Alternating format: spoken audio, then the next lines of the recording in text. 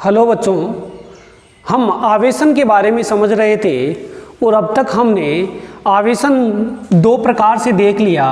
पहला आवेशन देखा हमने घर्षण द्वारा आवेशन करवाना।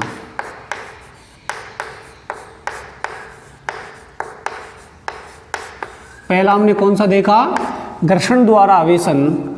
और दूसरा हमने देखा चालन द्वारा। इन दो के बारे में हमने अध्ययन कर लिया है। आज जो हम बात करेंगे वो हमारा तीसरा टाइप होगा आवेशन का, और वो होगा प्रेरण द्वारा आवेशन।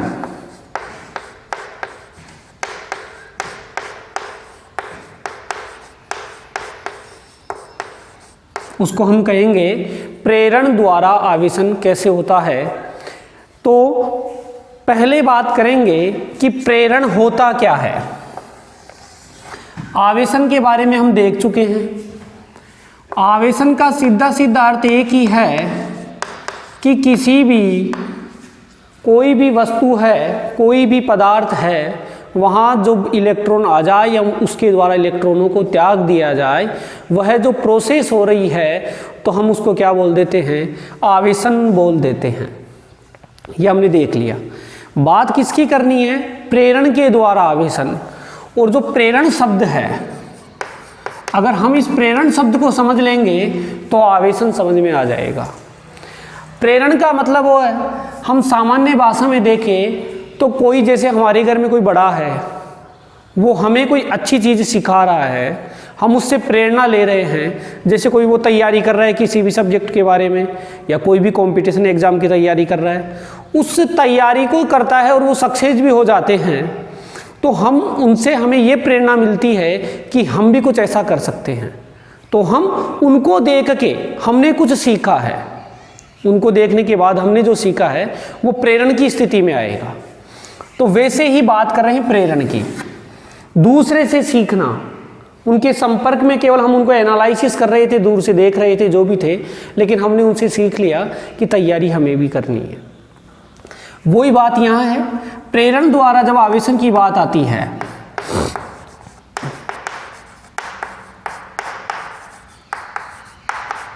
प्रेरण द्वारा आवेशन किसको कहेंगे? हमने जो चालन जब देखा था, हमने जो देखा चालन आवेशन, चालन द्वारा आवेशन करवाया, उसमें क्या थे? दो जो धात्विक गोले थे वो किसी कुचालक स्टैंड पे थे, लेकिन वो कहीं ना कहीं संपर्क में आ रहे थे, एक दूसरे के पास में आ रहे थे, एक दूसरे को स्पर्श कर रहे थे। या ये कोई गोला है, इसको हमने किसी भी वायर से जोड़ दिया, तो यहाँ से अगर हम किसी दूसरी वस्तु को आवेशित कर दें तो वायर के माध्यम से इलेक्ट्रॉन्स प्रवाहित हो सकते हैं। ये तो कौन सा हो गया? ये बात कर ली हमने चालन द्वारा आवेशन की। लेकिन करनी किसकी है? प्रेरण द्वारा आवेशन। प्रेरण द्वारा आवेशन का मतलब है यहाँ संपर्क में है, यहाँ तार जोड़ दिया, यहाँ सीधा सीधा जुड़ा है, यह है संपर्क में, जिसको हमने चालन नाम दिया है। यहाँ संपर्क में नहीं आ सकते, वहाँ दूर से ही आवेशित हो जाए, एक दूसरे के पास आए बिना ही आवेशित कर दे। मैंने एक एग्जाम्पल दिया कि कोई हमारे घर पे कोई स्टडी कर रहा है और कुछ कर रहा है, अच्छी प्रेरणा हमने उनसे ली, हमने उनसे सीखा और हम सक्सेस हो गए, हमने ऐसा कुछ कर लिया। तो वही बात है, प्रेरण के द्वारा आवेशन क्या है? प्रेरण द्वारा आवेशन की बात है कि जब कोई भी आवेशित वस्तु हो, उसको किसी दूसरी वस्तु के पास लेके जाए, अनावेशित वस्तु के पास लेके जाए, और वह उसको बिगर छुए, उस वस्तु के पास तो लेके जाएंगे लेकिन वो उसको छूनी नहीं चाहिए, और वो भी क्या हो जाए? आवेशित हो जाए। क्या बोला? कि कोई भी वस्तु है जो आवेशित है, उसको किसी अनावेशित वस्तु के पास लेके गए, और वो अनावेशित वस्तु जो है पास में ले जाने से ही, संपर्क में आने से नहीं, पास में ले जाने से यदि वो आवेशित हो जाती है तो उसको कहा जाता है प्रेरण द्वारा आवेशन। उसको क्या कहेंगे? प्रेरण द्वारा आवेशन। मैं इसको एक एग्जाम्पल से समझाना चाहूँगा आपको। इसको कैसे समझे? परिभाषा बन जाएगी, लेकिन पहले समझेंगे कि होता क्या है, कैसे होता है। आज हम तीसरे टाइप की बात कर रहे हैं, जो है प्रेरण द्वारा आवेशन। देखो बच्चों, ये कोई धात्विक गोला है, जो कि अनावेशित है और ये किसी कुचालक स्टैंड पे लगा हुआ है।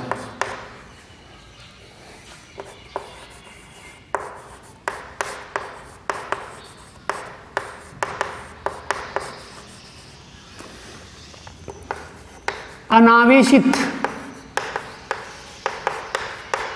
गोला, अनावेशित का मतलब जहां प्रोटॉन और जो इलेक्ट्रॉन है, प्रोटॉन्स की संख्या और इलेक्ट्रॉन्स की संख्या क्या हो, बराबर, क्या कहेंगे, उदासीन या अनावेशित। आवेशित नहीं है, जितने इलेक्ट्रॉन है उतने ही प्रोटॉन है। एक एग्जांपल दिया था कि 10 इलेक्ट्रॉन थे और 10 ही प्रोटॉन आ गए, 10 इलेक्ट्रॉन माइनस के, प्रोटॉन प्लस के, 0 बचेगा। एक एग्जांपल लिया था 10 इलेक्ट्रॉन हो और 10 ही प्रोटॉन हो, 0 बच जाता है, अनावेशित कहेंगे। वो आवेशित नहीं है, 0 हो गया। न इलेक्ट्रॉन ज़्यादा है न प्रोटॉन ज़्यादा है, दोनों की संख्या बराबर है, न लेना चाहता न देना चाहता। कोई विधि द्वारा दे दे तो ले लेगा, ऐसे नहीं लेगा, 0 है। उसको क्या कहेंगे, अनावेशित गोला। आवेश नहीं है, थे लेकिन समान थे, जितने थे इलेक्ट्रॉन उतने ही प्रोटॉन थे, अनावेशित हो गया। क्या करना है, आवेशित करना है। और आवेशित कैसे करना है, बिना किसी के संपर्क में आए। तो क्या करना पड़ेगा, हम क्या करेंगे, कोई आवेशित वस्तु ले आओ, कोई भी आवेशित वस्तु ले आओ, छूने मत दो, दूर ही रख लो और ले आओ इसके पास में। माइनस आवेश वाली वस्तु ले आए, प्लस भी ला सकते हैं, माइनस भी ला सकते हैं। ये माइनस ले आया। मैंने क्या कहा, आवेशित नहीं है, मतलब जितने इलेक्ट्रॉन उतने ही प्रोटॉन। इलेक्ट्रॉन माइनस का है, इसके पास प्लस भी और माइनस भी है, दोनों है, समान है। अब हम समझ गए, अगर माइनस यहां आ रहा है, हमने पढ़ा है अगर विपरीत प्रकृति के आते हैं, माइनस के पास प्लस आ जाए, प्लस के पास माइनस आ जाए, आकर्षण बल लगता है। यहाँ माइनस है, इसके पास प्लस और माइनस दोनों हैं, तो प्लस तो क्या करेगा, आकर्षण बल महसूस करेगा। प्लस तो क्या करेगा, आकर्षण बल महसूस करेगा, और माइनस क्या करेगा, प्रतिकर्षण बल महसूस करेगा।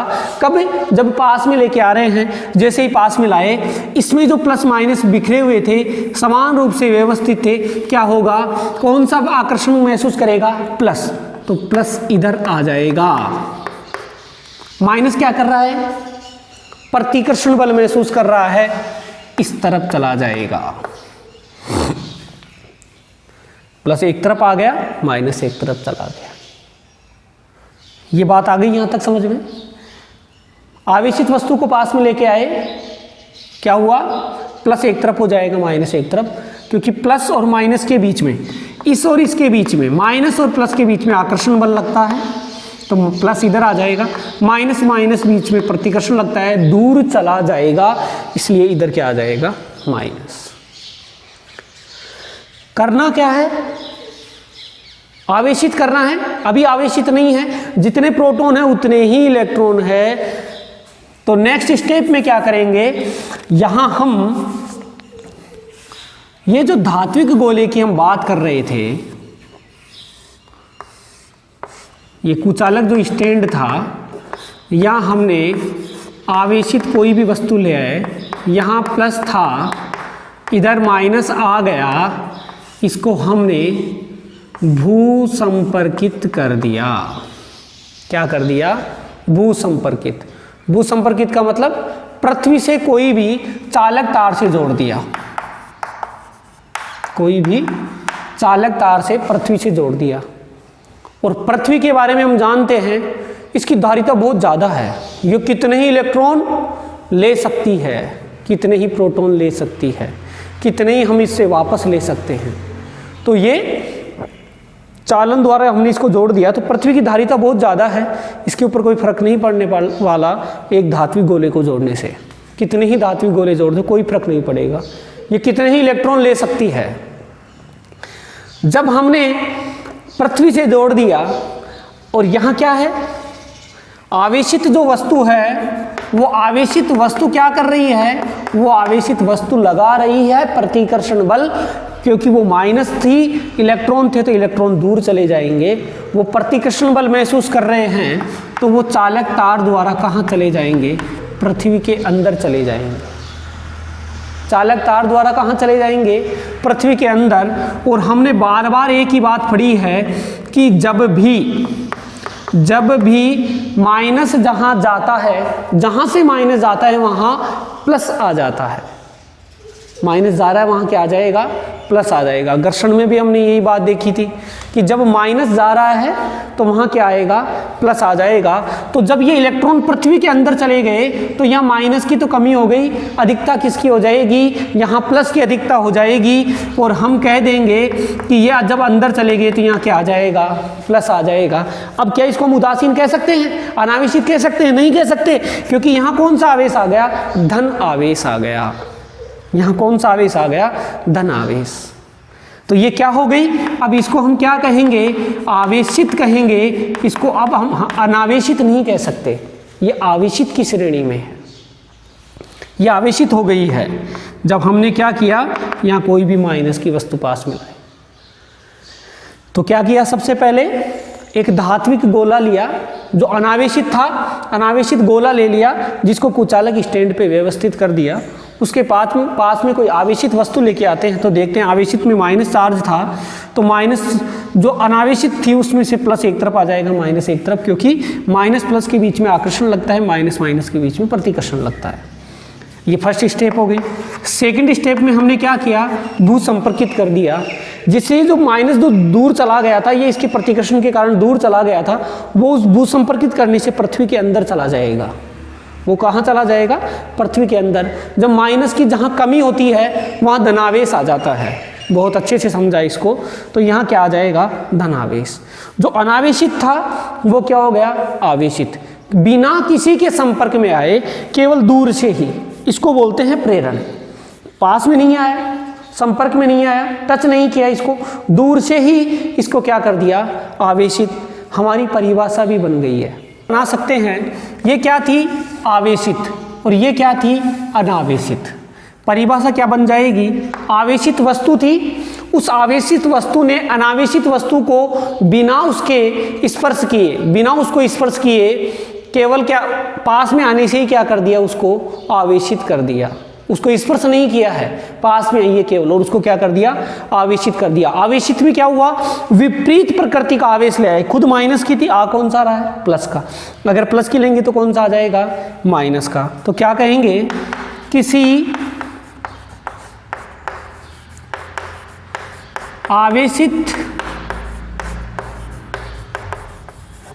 वस्तु के द्वारा किसी अनावेशित वस्तु को बिना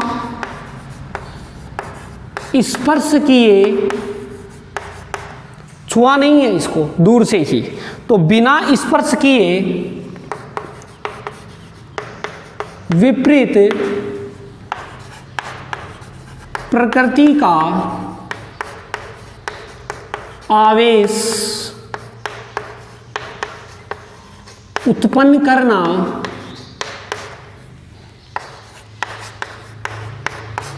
प्रेरण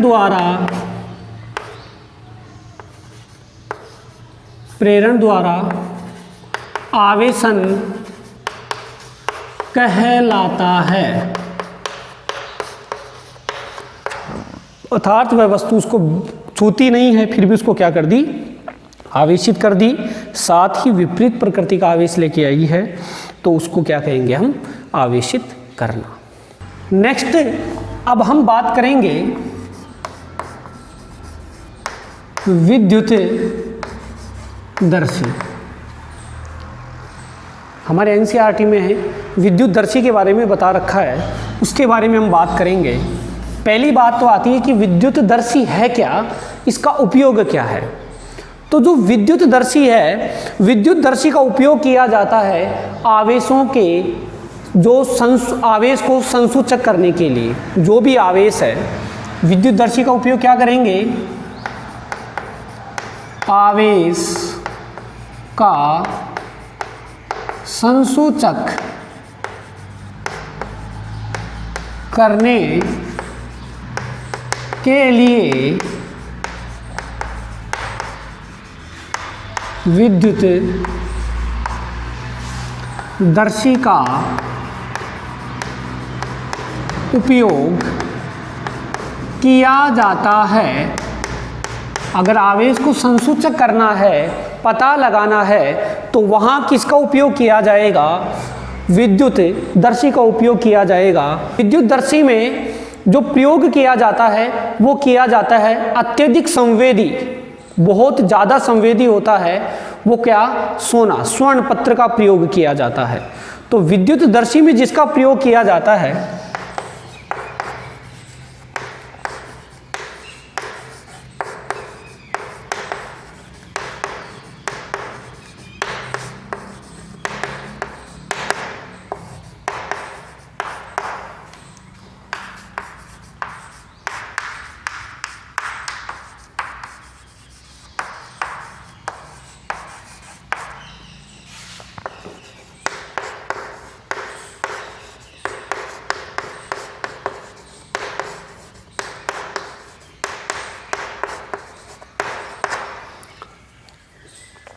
देखो कैसे समझते हैं। इसमें क्या होता है, एक कांच का जार होता है,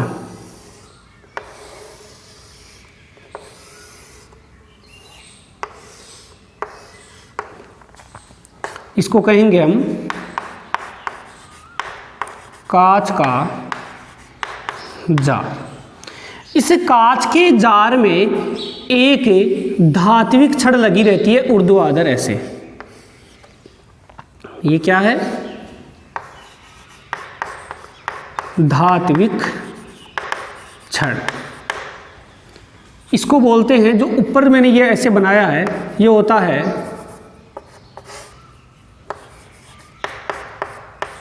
धात्विक घुंडी। यह एक ऐसी आकृति होती है जिसको कोर्क कहा जाता है।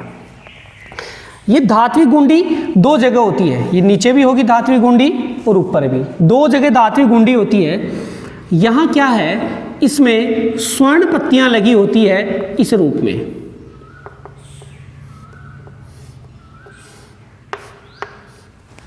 ये क्या है? स्वर्ण पत्ती। ये धात्विक गुंडी है। अब पता कैसे लगाया जाता है? ये काम क्या करेगा? विद्युतदर्शी काम करता है आवेश को बताने का, आवेश को संसूचित करता है। तो इसको देखो उपयोग कैसे करना है। यहाँ क्या किया जाता है, कोई भी आवेशित वस्तु लाई जाती है। जैसे हमने यहाँ प्लस आवेश की कोई भी वस्तु ले आए। अब जब प्लस आवेश की वस्तु इस धात्विक गुंडी के संपर्क में आती है, तो जो प्लस थे, प्लस है तो प्लस प्लस में क्या होगा? प्रतिकर्षण बल, समान समान। तो जब प्रतिकर्षण बल हो रहा है तो ये धात्विक गुंडी के संपर्क में आ गए, तो यहाँ चालन विधि अपना सकते हैं। और ये जो आवेश हैं वो क्या करेंगे, चले जाएंगे इस रोड के माध्यम से और कहाँ पहुँच जाएंगे? स्वर्ण पत्तियों पर पहुँच जाएंगे। अब जब यहाँ प्लस आ गया और यहाँ भी प्लस आ गया, तो इनके बीच में क्या होगा? जब दोनों पत्तियों पे प्लस आ गया तो इनके बीच में क्या होगा? प्रतिकर्षण। तो देखो, जब ये पत्तियां इस रूप में हैं, अगर हमने बहुत आवेशित वस्तु, ज्यादा आवेश की वस्तु ले आए, तो इनमें जब प्रतिकर्षण होगा, क्योंकि यहां भी प्लस आ गया और यहां भी क्या हो गया? प्लस, तो ये पत्तियां क्या हो जाएगी? फैल जाएगी। तो ये इस प्रकार से आ जाएगी।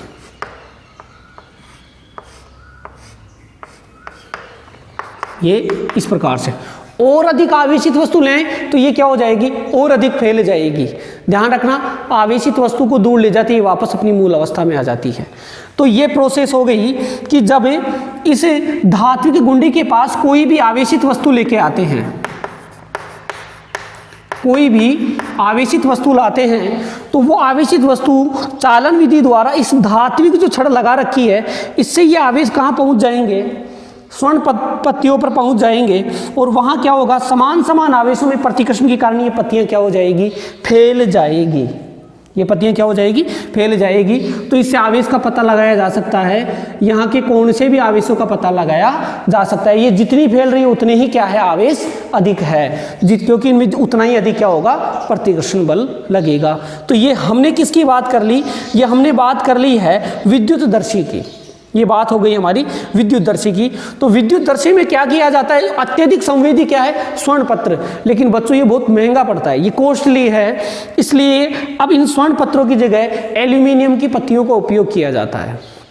किसका प्रयोग किया जाएगा, एल्यूमिनियम की पत्तियों का प्रयोग किया जाएगा। तो विद्युतदर्शी से आवेशों के बारे में, आवेशों को पता लगा सकते हैं, क्या है आवेश, कितने हैं, क्या है उनके बारे में। अब बात करते हैं हम आवेश के मात्रक की।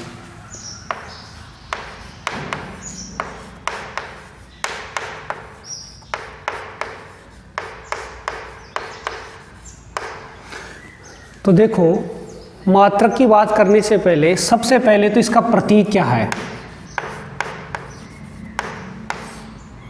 आवेश का जो प्रतीक है वो है या तो इसको क्यू से, स्मॉल क्यू भी हो सकता है या कैपिटल क्यू, या तो इसको स्मॉल क्यू से दर्शाओ या कैपिटल क्यू से। अब बात कर रहे हैं मात्रक की, तो सबसे पहले इसके लिए हमें सूत्र का पता होना चाहिए। तो देखो, हमने विद्युत धारा की परिभाषा पढ़ रखी है, जिसको बोलते हैं आई, आवेश अपॉन टाइम। आवेश प्रवाह की दर को विद्युत धारा कहा जाता है। क्या हो गया, विद्युत धारा बराबर क्यू आवेश। क्यू क्या है, आवेश। टी क्या है, समय। आवेश बटे समय, जिसको हम विद्युत धारा बोलते हैं। मात्रक किसका चाहिए, आवेश का। तो हमारे पास आवेश बराबर समय को इधर ले आऊं, क्या हो जाएगा, विद्युत धारा इंटू समय, विद्युत धारा इंटू समय। तो आवेश का जो मात्रक बनेगा वो क्या बन जाएगा, विद्युत धारा का मात्रक क्या होता है, एम्पियर।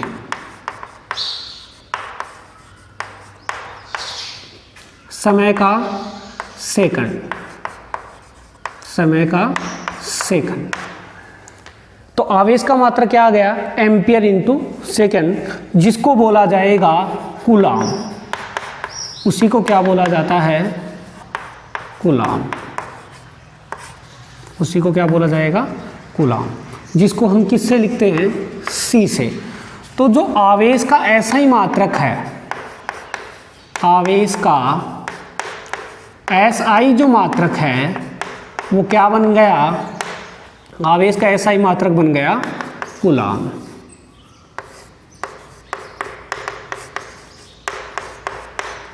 ये हो गया। ऐसा ही है तो CGS भी लाना है। CGS में आवेश का मात्रक,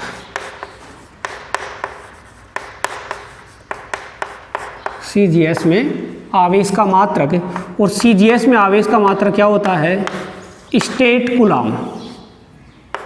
स्टेट कूलाम, ये किसकी बात कर लिए, CGS पद्धति में आवेश का मात्रक क्या हो जाएगा, स्टेट कूलाम। तो ऐसा ही का हो गया। अब इन दोनों में जो संबंध है, किसमें, ऐसा ही मात्रक वह CGS, और वो संबंध क्या है, जो 1 कूलाम आवेश होता है उसमें 3 × 10⁹ स्टेट कूलाम आवेश होता है। क्या हो जाएगा, 1 कूलाम बराबर क्या होता है, 3 × 10⁹ स्टेट कूलाम आवेश। ये हमने बात कर ली CGS की और SI की। यहाँ से 1 कूलाम की परिभाषा भी बना सकते हैं। अगर हम बनाना चाहें यहाँ से 1 कूलाम की परिभाषा, तो वो क्या बन जाएगी, देखो, आवेश क्या होता है, विद्युत धारा इंटू समय। 1 कूलाम की बनानी है तो 1 कूलाम मतलब 1 एम्पियर विद्युत धारा 1 सेकंड के लिए प्रवाहित कर दें। इन दोनों का मान 1 रख दें, विद्युत धारा को भी 1 रख दे और समय को भी 1 रख दे, तो आवेश क्या आ जाएगा 1 कूलाम। आवेश क्या आ जाएगा 1 कूलाम। तो 1 कूलाम आवेश की परिभाषा क्या बनती है, 1 एम्पियर की धारा किसी परिपथ में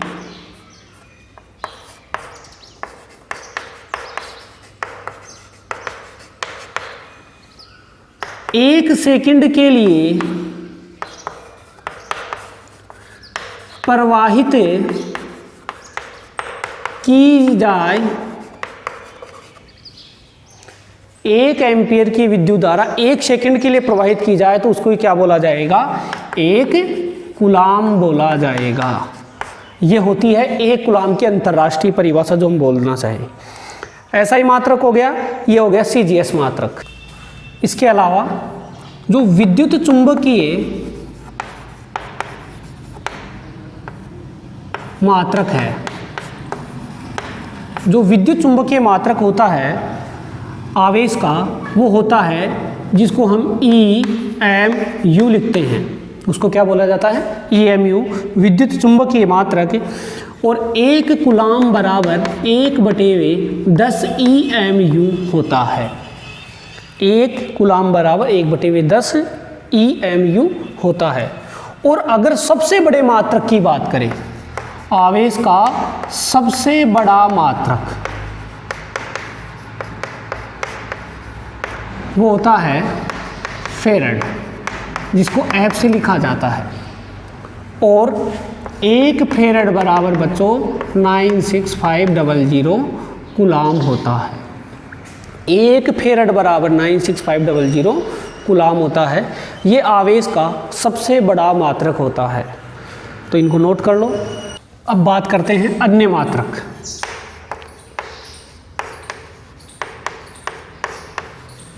देखो जरूरत क्या पड़ी अन्य मात्रकों की, जो कूलाम है ना, कूलाम आवेश का एक बड़ा मात्रक है।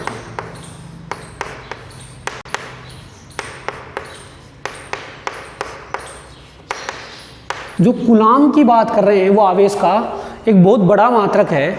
इसलिए क्या किया जाता है, इनको माइक्रो कूलाम में, किसमें, कभी कभी आप इनको माइक्रो कूलाम में देखोगे, नैनो कूलाम में देखोगे। ये माइक्रो है, ये नैनो है, पिको कूलाम में भी देखोगे। अगर हम देखें, ये माइक्रो कूलाम में देख सकते हैं, नैनो कूलाम में, पिको कूलाम में, मिली कूलाम में भी देख सकते हैं। ये मिली कूलाम में भी आ सकता है। तो इन सब का मतलब क्या है वो देखो। हम जानते हैं जो माइक्रो होता है उसमें होता है 10⁻⁶। तो ये जो माइक्रो कूलाम में आ रहा है इसका मतलब हम क्या निकालेंगे 10⁻⁶ कूलाम। यानी यदि 1 माइक्रो कूलाम आवेश हो, 1 माइक्रो कूलाम आवेश हो मतलब 10⁻⁶ कूलाम आवेश होगा। कोई दूरी ले लें कि वो 50 माइक्रो कूलाम है, वो 50 माइक्रोमीटर है, तो माइक्रो का मतलब क्या होगा फिजिक्स में 10⁻⁶। ऐसे ही नैनो, माइक्रो के बाद नैनो, तो नैनो का मतलब होता है 10⁻⁹। यदि 1 नैनो कूलाम आवेश हो, 1 नैनो कूलाम आवेश हो जिसका मतलब होता है 10⁻⁹ कूलाम। तो 1 नैनो कूलाम को क्या बोल सकते हैं 10⁻⁹ कूलाम के बराबर होता है। पिको कूलाम, अगर 1 पिको कूलाम की बात करें तो पिको कूलाम में होता है 10⁻⁻12। तो पिको तो कूलाम आ ही गया, तो 1 पिको कूलाम में 10⁻⁻12 कूलाम होता है। मिली 10⁻⁻3 होता है मिली में, तो 1 मिली कूलाम में 10⁻⁻3 कूलाम आवेश होता है। तो ये अन्य मात्रक, अगर हम ये भी इनका भी उपयोग कर सकते हैं। ज़्यादातर क्वेश्चंस में हम इनका उपयोग करते हैं कि कोई क्वेश्चन आ जाए उनमें माइक्रो में भी आ सकता है, मिली में भी आ सकता है, नैनो में भी आ सकता है, तो हम इनका उपयोग कर लेंगे। तो माइक्रो का 10⁻⁻6, नैनो का 10⁻⁻2, पिको का 10⁻⁻12 और मिली का 10⁻⁻3। ठीक है बच्चों, नेक्स्ट वीडियो में मिलते हैं।